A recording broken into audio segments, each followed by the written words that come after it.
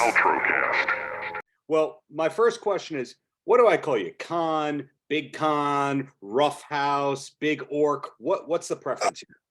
God, it all sounds so good. We can just go with Kon. Kon's cool. Okay, well, Kon, we're going to talk in a little bit about your big Saturday show that you have coming up beyond the Impact stuff in Hollywood, Florida. But you've been in Impact for about a year now. Do I have that correct? A year and a half? No, probably within about 7 to 8 months. Yeah, but close. Yeah. Time definitely flies there. And are you a full-time Florida resident these days? I am. Yes, I'm full-time resident in Florida. Got it. So a lot of the Impact locker room has the Vegas thing. A lot of it is Florida. What or who was it that brought you into Impact in the first place? Yes. Well, the gentleman that brought me into Impact was the same guy that's been a massive influence in my entire wrestling career, honestly. And that was Tommy Dreamer. Tommy originally founded me in 2004, where from sending a tape, go figure, and then from there the rest was kind of history. Yeah, that's a common thing I hear, no matter the company that I speak with, that it's Tommy Dreamer who brought them in or gave them the advice or the start or something like that. And that's wonderful to hear that almost 20 years later, he still matters. But Violent by Design, that's what we know you for these days. Right. What do you wish more people knew about Violent by Design, VBD?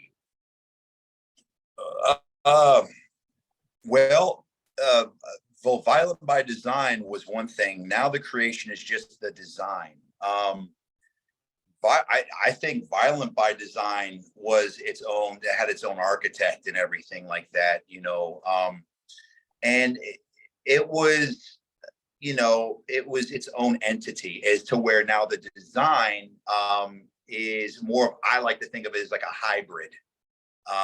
We do a little bit more. We've got guys like Alan Angels who will do death-defying daredevil stunts, big moves, which, my God, he's a baby and he's, doing some amazing things. So with that being said, that's the way I've always envisioned this. And I'm pretty sure my teammates could agree with me. We're more of like a hybrid of what Violent by Design is. Violent by Design was amazing, absolutely amazing, and it was its own thing.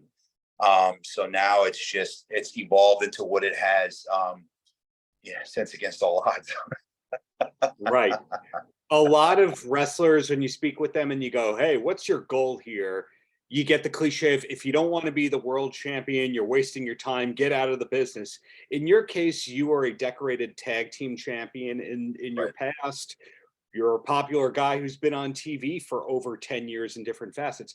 Do you have any specific goals in Impact with or without the design? For me, man, this is like, you almost feel like this has to be a political answer, but but for me, it is about winning championships. It is about, things like that, but it's also about a legacy. Being a father, like, it's important to me to do something to leave with my name in it, for my son, potentially, if he ever wants to go down that road. But to say that I want to be here just for championships is crazy, because to me, this is more of a family. It's a brotherhood. And just being here is, I hate saying it, like, it's, to me, that is more than what I could have asked for, to feel this kind of love and appreciation. Do I want championships? Absolutely. Do I deserve the whole championships? You're damn right I do. I feel like I've, been to the grandest stage of them all, and now I'm getting the opportunity to showcase what I can do now. Thanks to Scott D'Amore, thanks to Tommy Dreamer. There's more to me than just being a big ugg who just, boats around. I actually have some substance to me. So Oh, yeah, yeah. I think that you were more well-spoken and more intellectual than most people realize. So was it hard for you to be just known as like a dumb oaf for a long time, knowing that there's these deep thoughts?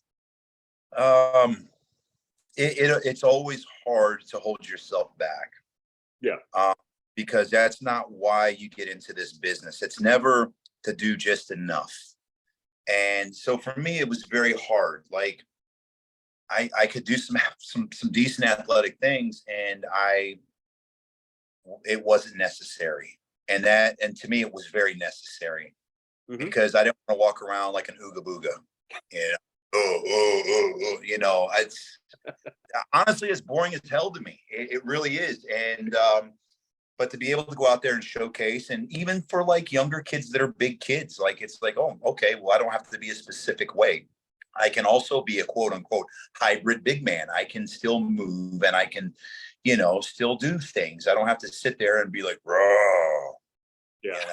Oh, it's crazy. But but Impact has given me the platform to do that, which I so appreciate. Well, we mentioned at the top of the chat, you have shows this weekend, or at least a show in Hollywood, Florida there. And it says it's at the Seminole Classic Casino. Is that the Hard Rock? That was the original Hard Rock, from my understanding, but it's the Seminole Classic Casino in Hollywood, Florida. And the show is this Saturday, June 17th. So I'm super excited. I'm super nervous. I haven't slept very well. Things have been going great. This promoter thing is new to me. But I believe in the people that I booked for this show specifically. I would go to war with. I really believe in this roster.